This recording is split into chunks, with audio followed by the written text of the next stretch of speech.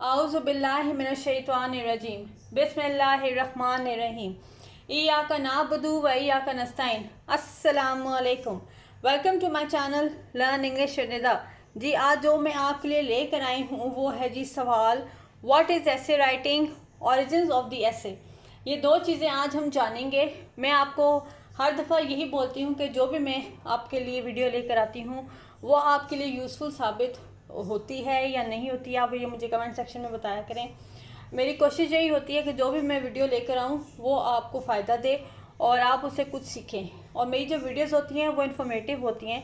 Information देने के लिए मैं जो हूँ वीडियोस आपको बनाती हूँ, और अगर आप मेरी वीडियो से कुछ सीखते हैं तो मुझे बहुत खुशी होती है जब आप मुझे कमेंट सेक्शन में ये बात बताते हैं। तो चलिए स्टार्ट करते हैं अल्लाह का नाम लेकर। आज देख लेते हैं कि एसे राइटिंग क्या होती है। What is essay writing? Essay writing होती है जी मजमून नवीसी। जी the essay is a written piece that is design to present an idea, purpose, an argument, express the emotion और इनिशिएट डिबेट। जी एक मजमून जो है वो एक ऐसी चीज़ है लिखने की जो कि सिर्फ बनाई जाती है कि अपना कोई भी सोच देने के लिए, या आप उसका कोई मकसद होता है, या कई दफ़ा ऐसा भी होता है कि आप अपने जो जज्बात के इजहार हैं वो भी आप मजमून नवीसी के ज़रिए करते हैं। It is a tool that is use to present writers ideas in a non fictional way. जी एक ऐसा हथियार है जिसमें जो मजमून नवीस होता है यानी कि जो राइटर होता है वो आपको अपनी सोच के बारे में बताता है, या वो कैसा सोचता है उसके बारे में वो बताता है। जी an essay can be as short as 500 words. एक मजमून जो है वो 500 लफ्ज़ों पर भी मुश्तमिल हो सकता है। It can also be 5000 words. और एक मजमून जो है वो 5000 लफ्ज़ों पर भी हो सकता है और मोर, इसके अलावा इससे भी ज़्यादा। हाउ मोस्ट ऐसे fall somewhere around 1000 to 3000 words. और कई दफ़ा ऐसा होता है कि एक ऐसे जो होता है वो 1000 और 3000 लफ्ज़ों पर भी मुश्तमिल होता है। The word range provides the writer enough space to thoroughly develop an argument and work to convince the reader of the author's perspective range। जितना बड़ा ज़्यादा लंबा ऐसे होगा वो राइटर को, वो मजमून नवीस को इतना वक्त मिल जाता है कि वो अपने बारे में आपको तफसील से बता सके, और इसके अलावा वो अपनी सोच भी आपको बता सके। और इसके अलावा जब वो आपको ये बताएगा ये सारी चीज़ें तो वो आपको अपनी तरफ जो है अपनी राय के मुताबिक वो ला सकता है। जी आगे है जी work to convince the reader of the author's perspective regarding as a particular issue.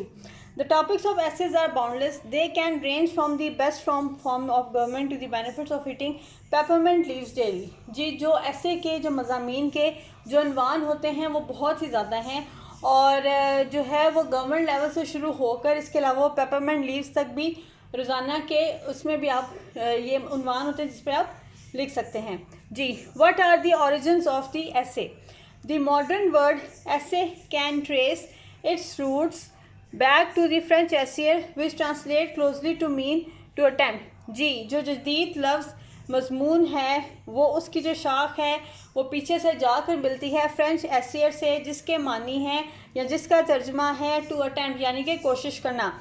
This is an apt name for this writing form because the essay ultimate purpose is to attempt to convince the audience of something। जी ये जो आपको बताया गया है meaning ये एक बज़ाहिर तौर पर है, और इसका मतलब जो है सिर्फ यही है कि किसी चीज़ के बारे में कोशिश करना या अपने मकसद को बयान करना।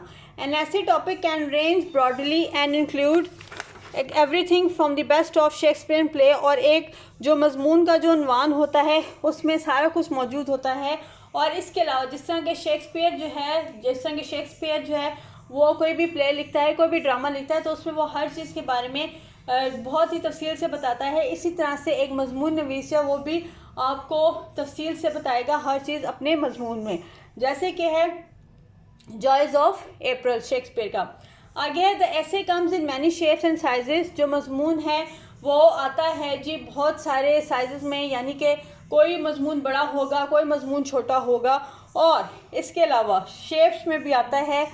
It can focus on a personal experience और a purely academic exploration of a topic. और जो मजमून होता है वो कभी राइटर जो है मजमून नवीस है वो अपने ज़ात के बारे में बताएगा, या कभी जो है कोई एकेडमिक एक्सप्लोरेशन होती है यानी कि कोई चेंज आता है किसी चीज़ में तो उसके बारे में आपको बताएगा।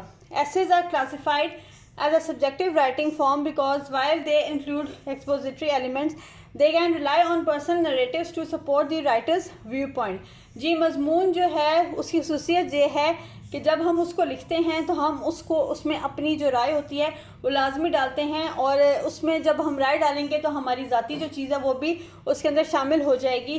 दी essay genre includes a diverse array of academic writing ranging from literary criticism to meditations on the natural world.